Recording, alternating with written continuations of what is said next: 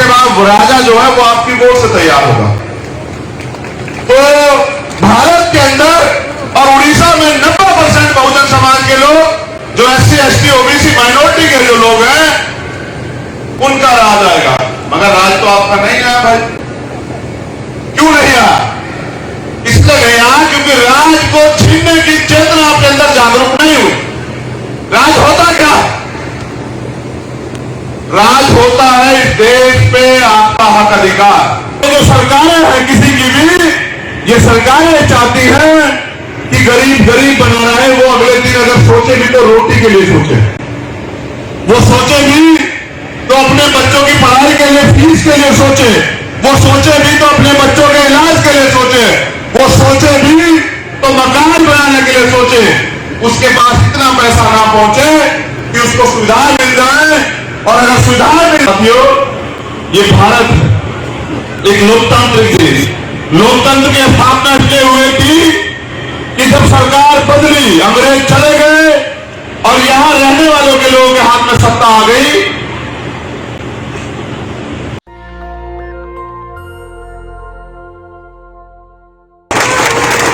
करुणा के सागर तथागत गौतम बुद्ध, संत श्रोमणी सतगुरु रविदास जी महाराज, भगवान वाल्मीकि महाराज, गुरु नानक देव, संत कबीर, परिवर्तन के नायक राष्ट्रपिता ज्योतिबा फूले, मां फातिमा शेख, मां सावित्रीबाई फूले, आरक्षण के जनक छत्रपति साहू जी महाराज, और वीर परमवीर योद्धा जिनका आज परिनिर्वाण दिवस है छत्रपति शिवाजी महाराज, नारायण गुरु, पेरियर रामा नायकर स्वामी, पेरियर लल्लई यादव,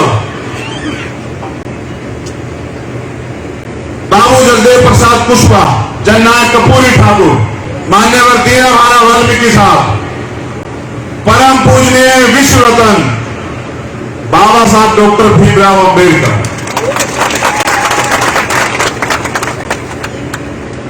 वीर शहीद करतार सिंह सराफा, शहीद आजम सरदार भगत सिंह, अशफाक उल्लाह खां,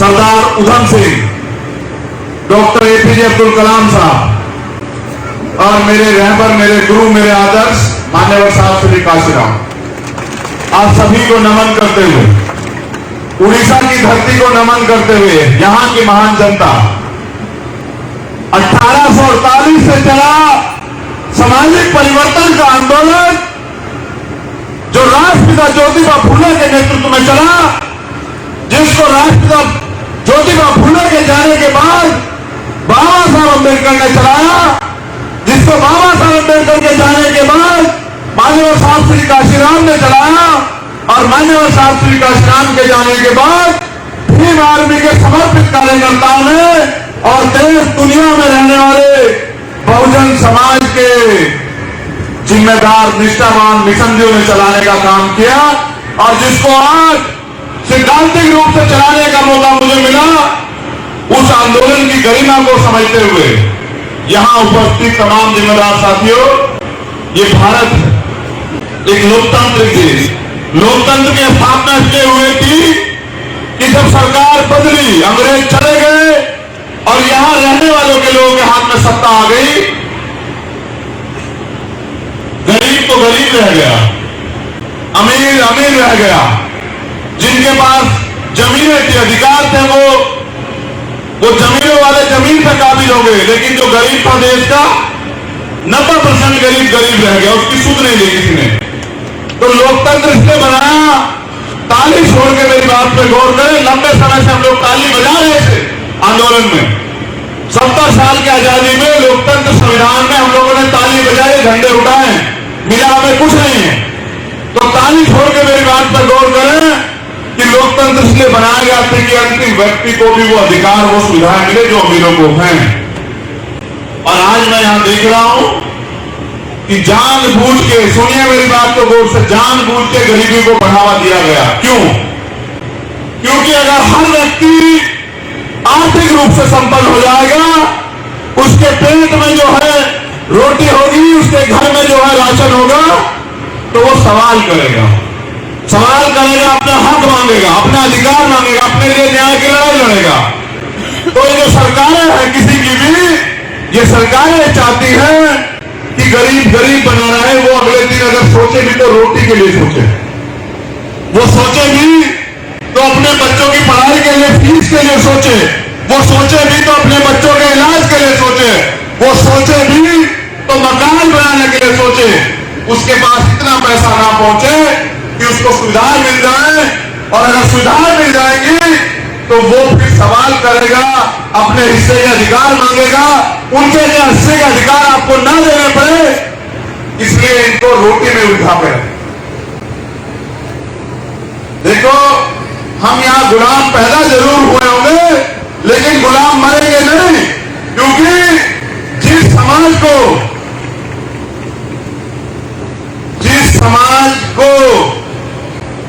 गुलामी की आदत पड़ जाती है, जिस समाज को मुफ्त में खाने की आदत पड़ जाती है, जैसे सरकार देती है ना 2 रुपए किलो चावल, 1 रुपए किलो चावल, 4 रुपए किलो चावल, जिस समाज को मुफ्त में खाने की आदत पड़ जाती है, वो समाज कभी क्रांति नहीं कर सकता। और जो समाज क्रांति नहीं कर सकता है, वो कभी शासक नहीं बन सकता है। और जो समाज शासक नहीं बनेगा, उसको ना न्याय मिलेगा, ना अधिकार मिलेगा।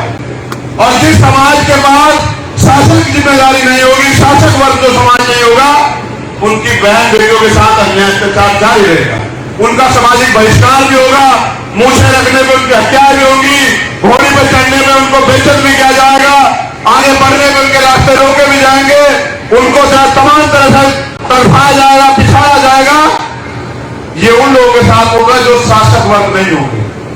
बाबा साहब अम्बेडकर ने जिस दिन वोट का अधिकार आपको दिलाया ना, 1 वोट मैन बल्ले, राष्ट्रपति की वोट का भी वही कीमत है, और आप गरीब आदमी की वोट की भी वही कीमत है, मेरी माँ बहनों की वोट की भी वही वैल्यू है।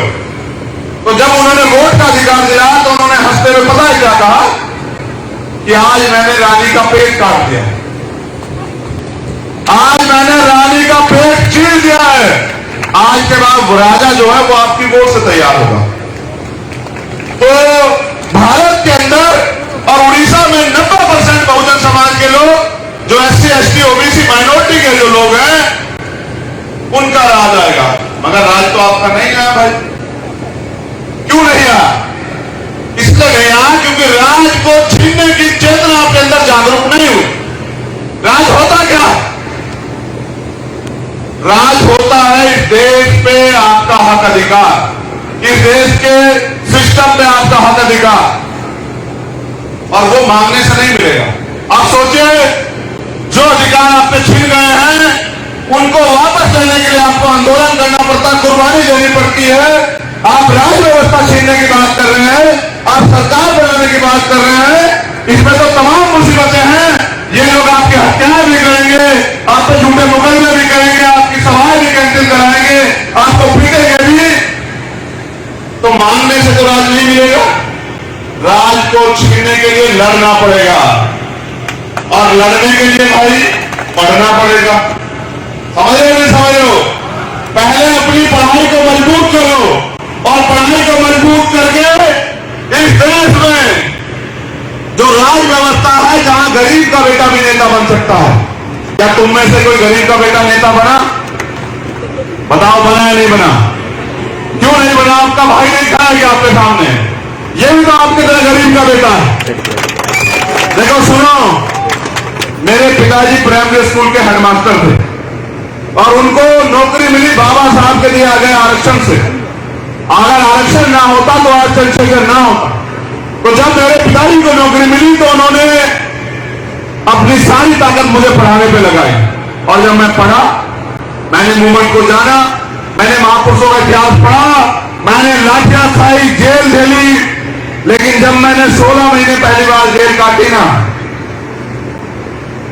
मैं हर एक रात ये जाग के जो है ना सोचा करता था कि मुझे कभी मौका मिलेगा तो मैं ये गुलामी अपने लोग की काट, जब से काट दूं मैं गुलामी, जो गुलामी हमारे लोगों पर थोपी गई है, जिस गुलामी की वजह से हमारे लोग आज भी रोटी रोटी के मोहताज।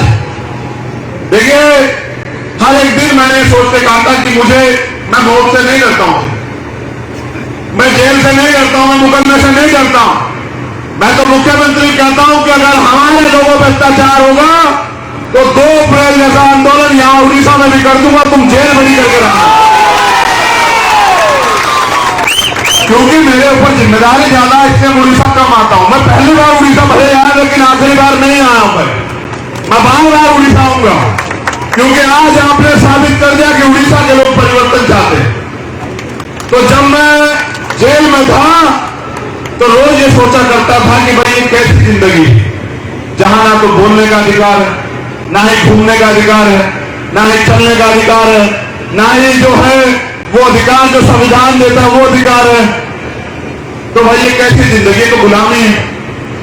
तो मैंने कहा भाई ये गुलामी जो है काटनी, इसके लिए घर घर जाके लोगों को तैयार करना है। तो मैं तो धन्यवाद देता हूं यहाँ की टीम का, हमारे माननीय अध्यक्ष जी और उनके तमाम जिम्मेदार साथी, हमारी महिला नेत्री, हमारे इस मंच पर जो बैठे जिम्मेदार लोग हैं, मैं उन सबका धन्यवाद देता हूं कि उनकी मेहनत की वजह से उड़ीसा में आने का मुझे मौका मिला। अब मैं आपको बताता हूं लोकतंत्र होता क्या है, राज व्यवस्था में क्या क्या गारंटी जो है आपकी है। मेरी बात को गौर से सुनना अध्यक्ष जी आपकी। ये लड़ाई जो है ना, ये सिर्फ रोटी कपड़ा मकान की नहीं, ये लड़ाई है स्वाभिमान, ये लड़ाई है सम्मान की, ये लड़ाई है हक अधिकार की, और ये लड़ाई है इस देश में अपनी हुकूमत की, अपने राज की। बाबा साहब अम्बेडकर ने संविधान के अंदर आपको 8 चीजों की गारंटी दी, याद रखना मेरी बात को। और यहाँ सरकार के लोग भी हैं, मैं तो जानता हूं आईबी के लोग भी होंगे, इंटेलिजेंस के लोग भी होंगे, LIU के लोग भी होंगे। 8 चीजों की गारंटी जो है ना, मीडिया के लोग भी हैं, सरकार देती है। सुनना चाहोगे क्या क्या गारंटी है? कितने लोग सुनना चाहते हैं? हाथ खड़े करके बताएं। चलो सुनो फिर। भारतीय संविधान में 8 गारंटी आपको मिली है कि जिसकी सरकार बनेगी वो उस प्रदेश में रहने वाले अंतिम व्यक्ति को भी ये देगी। क्या? रोटी, कोई भूखा नहीं रहेगा, सरकार की जिम्मेदारी। कपड़ा, कोई ऐसा नहीं रहेगा जिसके तन पे कपड़ा ना हो, सरकार की जिम्मेदारी। मकान, कोई ऐसा नहीं रहेगा जिसके सर पे छत ना हो, सरकार की जिम्मेदारी। चिकित्सा, कोई भी है आदमी अच्छा ना इलाज मिलेगा, किसी की जान नहीं जाएगी, सबको मुफ्त में इलाज मिलेगा, ये जिम्मेदारी सरकार की। शिक्षा, हर व्यक्ति को शिक्षा मिलेगी, इसकी जिम्मेदारी सरकार की। बेहतर से बेहतर शिक्षा, आज अगर मैं यहां बोल रहा हूं ना तो शिक्षा की बदौलत। रोटी, कपड़ा, मकान, चिकित्सा, शिक्षा, सुरक्षा। क्या? अंतिम व्यक्ति को भी सुरक्षा देगी सरकार। कोई किसी में अन्याय अत्याचार नहीं कर सकता, जो करेगा वो जेल जाएगा, उसको सजा होगा। और ये पुलिस व्यवस्था इसीलिए, समझ लो, ये आपके अत्याचार करने के लिए, सरकार की चाटुकारिता करने के लिए नहीं है। इनको तनख्वाह इसलिए मिलती है कि आपकी सुरक्षा करें। 7वीं गारंटी, रोजगार। हर व्यक्ति के जीवन को अच्छा बनाने के लिए सरकार रोजगार देगी, और रोजगार नहीं देगी तो रोजगार भत्ता देगी। आप जानते हैं अमेरिका में हर व्यक्ति को 1,75,000 रुपए रोजगार भत्ता मिलता है जब तक नौकरी नहीं मिलती, और जब सरकार नौकरी देती है तो फिर भत्ता नहीं देती। क्या आपको सरकार भत्ता देती है? क्या सरकार आपको नौकरी देती है? 8वीं गारंटी, न्याय। हर व्यक्ति का जन्म से अधिकार है कि उसे न्याय मिलेगा, लेकिन क्या न्याय यहां मिल रहा है? कोर्ट जाओगे तो हाईकोर्ट के लिए आपको वकील देना पड़ेगा, वो 1 लाख रुपए फीस देगा। गरीब व्यक्ति कैसे जाएगा कोर्ट? भाई जिसकी लाठी उसकी भैंस, जिसकी लाठी उसकी भैंस। हाँ, ये कह रहे हैं जिसकी लाठी उसकी भैंस। तो सुनो, हमारा झंडा और डंडा दोनों बहुत मजबूत है, याद रखना मेरा। देखो तुम मेरी एक मदद करा दो, ये 8 गारंटी हम हमेशा के हर व्यक्ति को देंगे, 8 की 8 गारंटी। लेकिन उसके लिए आप घर घर जाके तैयार करवा दो कि लोगों को वोट की वैल्यू समझाओ। वोट का अधिकार बिकने के लिए नहीं मिला, वोट का अधिकार मुफ्त में कुछ मिल जाए तो लेने के लिए नहीं मिला है। वोट का अधिकार मिला है गुलामी से मुक्ति के लिए। कौन सी गुलामी? वो गुलामी जो भेदभाव करती है, वो व्यवस्था जो हमें नीच बताती है, वो व्यवस्था जो हमारे अधिकार छीनती है, जो हमारा सामाजिक बहिष्कार कराती है, वो व्यवस्था जो हमें गरीबी के कारण जो है अपमानित करती है, उस व्यवस्था को बदलने में मदद करें। अगर आप मदद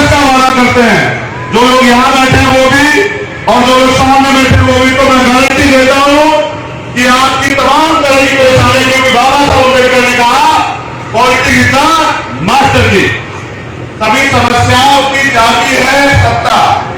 अगर सत्ता आपके हाथ में आएगी तो आपकी सारी समस्याओं का निराकरण होगा। अगर सत्ता आपकी होगी तो ये मंच बहुत बढ़िया बनेगा, हर व्यक्ति कुर्सी में बैठेगा और हर व्यक्ति के लिए एसी लगा होगा। अगर सरकार आपकी होगी, सरकार आपकी नहीं होगी तो आप भी धूप में रहोगे, मैं भी धूप में रहूंगा। समझ रहे हो? ये लड़ाई रोटी कपड़ा मकान की नहीं है, ये लड़ाई हिस्सेदारी की, हकदारी की, कि आपका राजा आपके हाथ में सरकार आए, आप लोगों को चलाएं, लोगों के लिए व्यवस्था करें, ऐसा राज स्थापित करें कि कोई किसी को जरूरत जाती ना हो। जैसे हमने तो बेगमपुरा राज संत श्रोमणी सतगुरु रविदास जी महाराज ने 600 साल पहले लिखा। कौन सा राज? बेगमपुरा राज। उन्होंने कहा ऐसा चाहूं राज में जो मिले सबनु अन्न और छोड़ बड़े सत्संग बसे रविदास रहे चलना। कैसा राज? जहां सभी को तमाम तरह की सुविधाएं हैं, जो मैंने गारंटी ली है वो गारंटियां हो सबके पास, सबको रोजगार मिले, सबको न्याय मिले, कोई भेदभाव ना हो, किसी में डर का माहौल ना हो, ना चोरी का ना हत्या, कोई डर ना हो, सब प्रेम भाईचारे से रहे।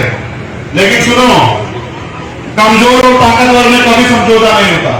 जो लोग ताकतवर है वो कभी आपको इंसान नहीं मानेंगे, और आप अपने अगर आपको इंसान बना के रखना चाहते हैं तो इनसे सत्ता छीन लो, अपने हिस्से की सत्ता जो है इनसे छीन लो और छीन के जो है अपने गरीब लोगों के कदमों में डाल दो।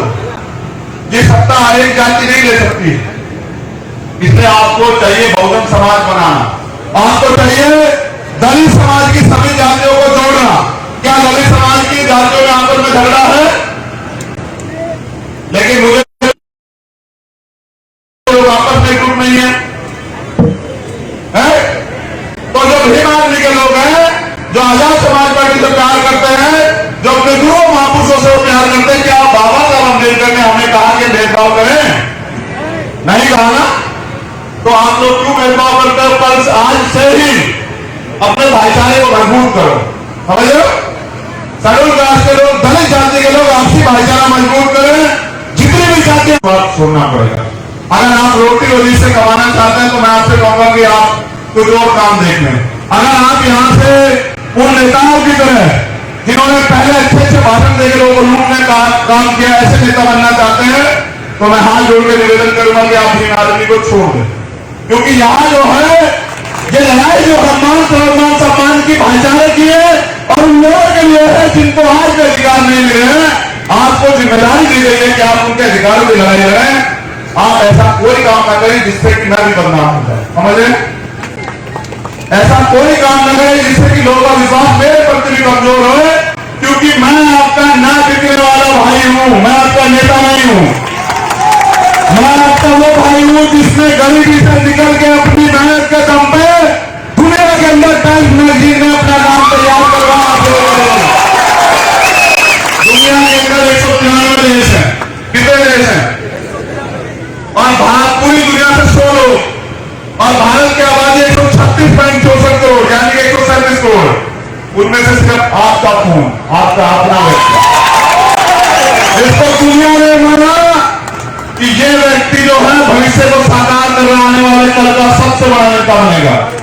लेकिन क्योंकि जाति व्यवस्था यहाँ है, उन लोगों को बहुत तकलीफ हुई, उनको तकलीफ हुई मेरी बात करते हुए, तो वो तो पता नहीं क्या क्या दिखाते, मैं उनकी परवाह नहीं करता। अब मुझे लगता है कि किसान भी आंदोलन में है, मजदूर भी आंदोलन में है, गरीब भी आंदोलन में है, बीमा कर्मी का आंदोलन, बैंक कर्मी का आंदोलन में है। ये सरकार जो सेंटर में बैठी है ये नीली काम कर रही है, डर है आपसे, सीधा आरक्षण नहीं खत्म कर रही है। 2 अप्रैल को जब आप सड़कों पर आए तो सरकार डर गई। सुप्रीम कोर्ट से आपका जो छीनने का प्रयास है SC/ST एक्ट, उसको वापस करा। समझ लो? तो ये किसके दरवाजे से नीलीकरण करके सरकारी डिपार्टमेंट खत्म कर गए, कल पुलिस भी प्राइवेट हो जाएगी। ये लोग भी हमारे आंदोलन में आ जाएंगे, देख लेना मेरी बात को याद। इनकी भी नौकरियां चली जाएगी। ये क्या करेंगे? ये भी हमसे कहेंगे कि भैया हम भी आपके साथ हैं, तो हम आपका भी साथ देंगे। लेकिन मैं क्या कह रहा हूं, जैसे बैंक कर्मी भी आंदोलन में आए, बीमा कर्मी आंदोलन में आए, नौजवान रोजगार नहीं आंदोलन में आए, किसान आंदोलन में है, तो इसकी सबसे बड़ी समस्या पता है क्या है? सरकार क्यों नहीं कर रही? उनको ईवीएम से वोट की चोरी कर रहे हैं। और मैंने तय किया कल 2 अप्रैल के आंदोलन के दिन इस आंदोलन को आगे बढ़ाते हुए, कुर्बानी के जज्बे को जिंदा रखते हुए, अपने शहीदों के सपनों को याद रखते कि एक तो सबसे पहले ईवीएम का इलाज करेंगे, ईवीएम का संपूर्ण इलाज, क्योंकि मैं बाबा साहब अम्बेडकर का बेटा हूं। इस देश में लगी तमाम तरह की बीमारियों का इलाज किया बाबा साहब अम्बेडकर ने संविधान में। और जो बची कुछ बीमारियां जैसे ईवीएम, निजीकरण, कोलोजन सिस्टम और जो तमाम तरह की बीमारियां हैं, धार्मिक अत्याचार, मोब लिंचिंग, इसका इलाज जो है वो भीम आर्मी करेगी। इसलिए आने वाले कल में एक बहुत बड़ा आंदोलन, देश का सबसे बड़ा आंदोलन आपको देखने को मिलेगा ईवीएम के खिलाफ। मैं बहुत दिन पहले कर देता। क्या आपको मेरी शक्ति पर भरोसा नहीं है? क्या आप नहीं जानते? आपने गुरु घर जब टूटा दिल्ली का आंदोलन हमारा देखा था, नहीं देखा था? मैं ये आंदोलन बहुत पहले कर देता, लेकिन मैंने इसलिए नहीं किया। मैं उन नेताओं की इंतजार देख रहा था जो चुनाव में वोट मांगने तो आते हैं, चुनाव के बाद कहते से हरा देते हैं। जब मैंने देखा कि उन्हें कुछ करना ही नहीं है, वो तो सिर्फ और सिर्फ अपनी रोटी रोजी चला रहे हैं, तो मैंने समझा कि बाबा साहब अम्बेडकर ने ये कहा कि राजनीति में हिस्सेदारी न करने का सबसे बड़ा नुकसान ये है कि लोग आपके ऊपर शासन कर रहे हैं और करते रहेंगे। आज चाय बेचने वाले देश चला रहे, देश बेच रहे हैं, और जिनको देश चलाना चाहिए, संविधान को मानने वाले लोग, वो लोग सड़कों पर बैठे हैं। तो मैंने जिम्मेदारी अपने कंधों पे ली, क्योंकि मेरे गुरु, मेरे आदर्श मान्यवर साहब श्री काशीराम ये कहते थे कि मुर्दा लोग मिशन नहीं चलाते, मुर्दा लोग मिशन नहीं चलाते हैं और जिंदा लोग रुकने नहीं देते। तो मैंने एमपी एमएलए बनना स्वीकार नहीं किया। एमपी एमएलए बनना होता तो मैं वहां होता, यूपी के अंदर, उड़ीसा का नहीं होता। मैंने तय किया कि मैं मानव काशीराम साहब के सिद्धांतों पर चल के, आदर्शों पर चल के पूरे देश में घूम घूम के वंचित वर्ग के लोगों को इकट्ठा करूंगा, उनके अंदर राजनीतिक चेतना जागरूक करूंगा, और रिक्शा चलाने वाला, साइकिल चलाने वाला, मजदूरी करने वाला, भट्टे में काम करने वाला, साहूकार के यहाँ नौकरी करने वाला हर एक व्यक्ति जो है सोचेगा कि किस तरह हम राज नाम लेते हैं। इसलिए मुझे अपने लोगों में राजनीतिक चेतना स्थापित करनी है कि वो समझे कि राज की व्यवस्था में कितनी ताकत है। सरकार भगवान तो नहीं होती भाई, लेकिन भगवान से कम भी नहीं, समझ रहे हो? एक मरे हुए आदमी को जिंदा नहीं कर सकती सत्ता, वरना सारे काम कर सकती है। आप भगवान से रोज मांगते हैं कि मुझे दे दो, मुझे दे दो। आप सत्ता बढ़ा दो, आप मांगोगे, बाद में आपको पहले मिल जाएगा। आप याद रखना मेरी बात। ये कर देखो कितने लोगों ने हाथ मार कर देखो जरा एक बार। चलो अब हाथ नीचे करो। देखो भाई, तमन्ना अगर सच्ची हो तो रास्ते हजार होते हैं, तमन्ना अगर झूठी हो तो बहाने हजार होते हैं। तुम सच्ची तमन्ना करके जितने लोग बैठे हो, अगर इतने लोग काम पे निकल जाओगे तो मैं गारंटी देता हूं बेटा आधे लोग भी। तो यहाँ पे 90% जो है आबादी वो बहुजन समाज की है, SC ST OBC माइनॉरिटी की है। और अगर आप उनको जाके वोट की वैल्यू समझा दोगे, सत्ता की कीमत समझा दोगे, तो मैं गारंटी से कहता हूं कि राज यहाँ आपका आ जाएगा। और जब आपका राज आएगा ना, तब यहाँ गरीब असली आजादी देखेंगे, समझ रहे हो? तो तुम्हें इस गुलामी की जिंदगी से बुरा नहीं लगता? तुम्हें नहीं लगता कि गुलामी की जिंदगी खत्म होनी चाहिए? बताओ कितने लोगों को लगता है कि गुलामी खत्म होनी चाहिए? तो गुलामी मांगने से खत्म तो नहीं होगी। मांगने से क्या मिलता है? मांगने वाला क्या होता है? तो तुम लोग भिखारी हो गए। तो फिर मांगने वाले क्यों बने हो? देने वाला क्यों नहीं बनना चाहते? देने वाला बनने के लिए देने वाली सोच भी चाहिए। तो आपसी भाईचारा स्थापित करो। तुम्हें जाके मैं दूसरे लोगों ने बांटा, तुमने जाते नहीं बनाई, समझ लो? इंसान की जाति नहीं होती। अगर जाति होती तो मैं पूरी ईमानदारी से कह रहा हूं कि आप किसी भी व्यक्ति को जो पैदा हो जाए बच्चा, किसी भी दूसरे व्यक्ति के घर में, वो किसी भी जाति धर्म का, उसको रखवा दो और वहां वो पले बड़े क्या आप बता दो किस जाति का? नहीं बता सकते हैं। तो जातियां इंसानों में नहीं होती, जातियां तो होती है जानवरों में, जिनको पहचानना पड़ता है। यहाँ तो हम एक जैसे लोग हैं। ये जातियां इसलिए बनाई क्योंकि जाते हुए कुछ लोगों को फायदा है, और कुछ लोगों को ये फायदा है कि वे कहते हैं कि आपको जाति की वजह से नीच है। हम ना तो जाति की वजह से नीच है, ना काम की वजह से नीच है। हम काम कमा के खाते हैं, मेहनती लोग हैं हम, जो है चोर लुटेरे घुसपैठे नहीं, समझ रहे हो? तो अब ये बताओ, अपना राज लाओगे नहीं लाओगे? बताओ। दोनों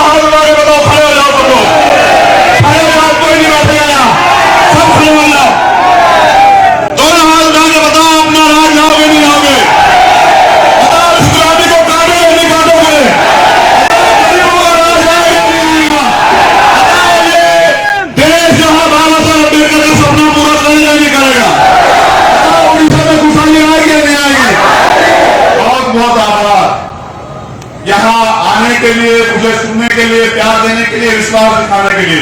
बस मैं आपसे वादा करता हूं पूरी ईमानदारी से कि मैं अपने लहू का आखिरी कतरा कतरा आपके पैरों में, चरणों में निछावर कर दूंगा, लेकिन आपको झुकने नहीं दूंगा। याद रखना, आपका स्वाभिमान दिखने नहीं दूंगा। मैं आपका वो खून हूं, मैं हूं जो बिकाऊ नहीं है। वो नोट नहीं बना जो आपके भाई को खरीदने पर आपके साथ की जरूरत।